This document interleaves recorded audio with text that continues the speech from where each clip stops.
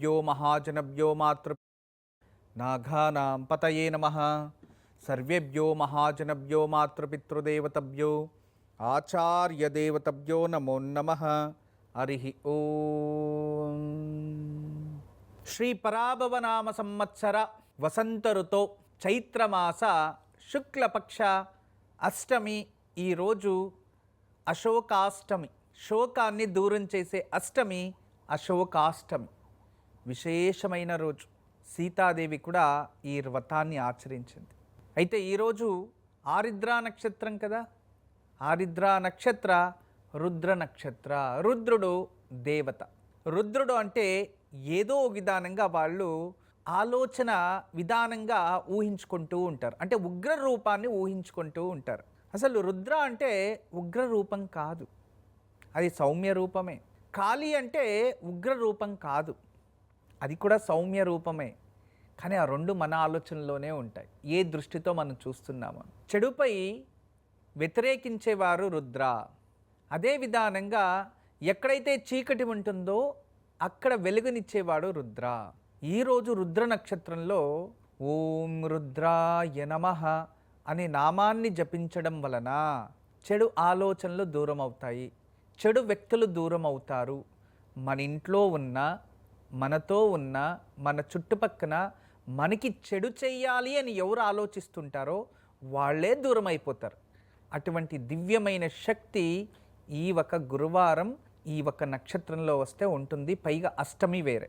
మనమందరూ కూడా భక్తి భావనతో ఓం రుద్రాయ నమః అనే నామమంత్రాన్ని జపిద్దాం.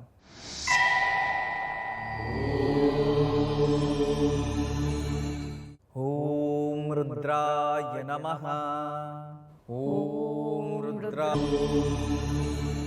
మన సంప్రదాయంలో పూర్వం నుంచి ముడుపు కట్టడం అనేది అలవాటు ఉంది. అంటే ఏదైనా ఇంట్లో పిల్లలకి జ్వరం వస్తే ఒక ముడుపు కట్టి పెట్టడం, మునేశ్వరునికి ఒక ముడుపనో, లేదో సుబ్రహ్మణ్య స్వామికి ఒక ముడుపనో, లేదో తిరుపతి వెంకటేశ్వర స్వామికి అని ఒక ముడుపనో, ఇలా ఏదైనా ఒక ముడుపు అనేది కట్టిపెట్టేవారు. అది జరిగిన తర్వాత తీసుకెళ్ళి ఆ దేవుడికి సమర్పించుకునేవారు. కొందరు జరగలేదు మానేసేవారు. ఓకే, ప్రకృతికి మీరు దీంట్లో మంచిది కావాలి అని వచనం ఇచ్చేస్తారు. మంచిదైన తర్వాత మర్చిపోతారు. అప్పుడు ప్రకృతి ఏం చేస్తుంది చెప్పండి? మీకు చెడైతే చెయ్యదు, కానీ దానికి సరిసమానమైంది స్వీకరించేస్తుంది మీ నుంచి.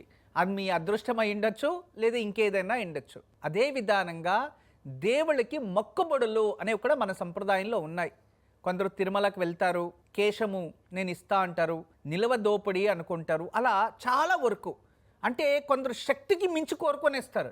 అవి జరుగుతాయి. జరిగిన తర్వాత ఇప్పుడు నాకు కష్టం వచ్చింది, నేను ఇవ్వలేకపోతున్నా, నాకు దరిద్రం వచ్చింది, ఇవన్నీ చూడండి.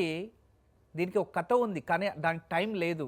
ఒక మహాభక్తుడు తనకి సంతానం లేకపోతే ఆ భగవంతుడి దగ్గర నాకు సత్సంతానం ఇస్తే నా కొడుకు ఎంత ఉంటాడో అంత బరువు వెండి ఇస్తాను అన్నాడంట. కొడుకు జన్మించాడు, 6 నెలలు అయింది, సంవత్సరం అయింది, నెల అయింది, 2 నెలలు అయింది, ఇవ్వలే. రోజు పెరుగుతూ ఉన్నారు, 2 ఏళ్ళు 3 ఏళ్ళు అవుతూ ఉందో వెయిట్ పెరుగుతూనే ఉంటాడు కదా. ఆయన బంధువులకంతా పిలిచి ఈ బర్త్డే పార్టీలు వాటికి ఇటుకి లక్షలు ఖర్చు పెట్టి భోజనం పెట్టింటాడు. కానీ దేవుడికి దాంట్లో అందించలేదు. 5 సంవత్సరాలు వచ్చేలోపే దేవుడు మంచి చెడెప్పుడు చేయడు, కానీ తన కర్మ తనకి రివర్స్ అయింది. గుర్తుపెట్టుకోండి, ఏం జరిగింది అనేది వద్దు. నేను చెప్పేది దయచేసి ఎవరికైనా కానీ భగవంతుడికి మొక్కు, ఏదైనా ముడుపు, బ్రాహ్మణునికి మాట ఇచ్చిన తర్వాత అది తీర్చకపోతే మహాపాతకంగా మారుతుంది. దీనికి పురాణాల్లో శాస్త్రాల్లో ఉన్నాయి ఆధారాలు. అది మాటకు తగినట్టుగా మనం నడుచుకోకపోతే దీని సరిసమానమైనది ఇంకోటేదో మనకి రాకుండా అయిపోతుంది. దానికే సంప్రదాయాల్ని, దేవతల్ని గౌరవించండి. గురూజీ, ఇక రేపు ఎటువంటి పూజను ఆచరించాలి?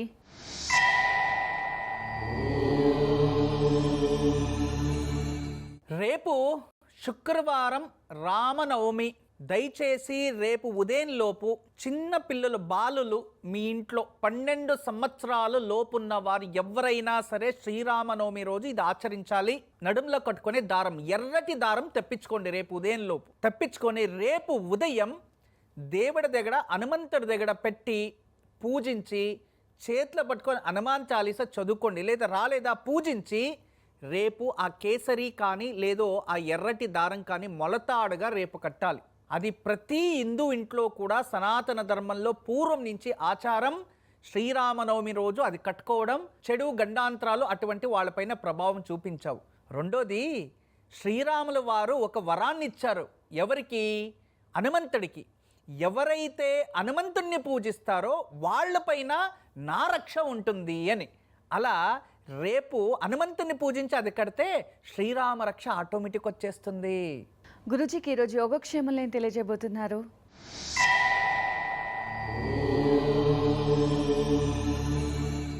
ఈరోజు సాయంత్రం రుద్ర నక్షత్రం, శివుడు ధర్మరక్షకుడు, శత్రువులపైన మనకి విజయం ప్రాప్తించడానికి, ఎవరైనా మనపై అసూయ పడుతూ ఉన్నా, మన గురించి చెడు ఇతరులకి చెప్పుతూ ఉన్నా, ఇటువంటి వాటి నుంచి వెంటనే విముక్తి చెందుతుంది.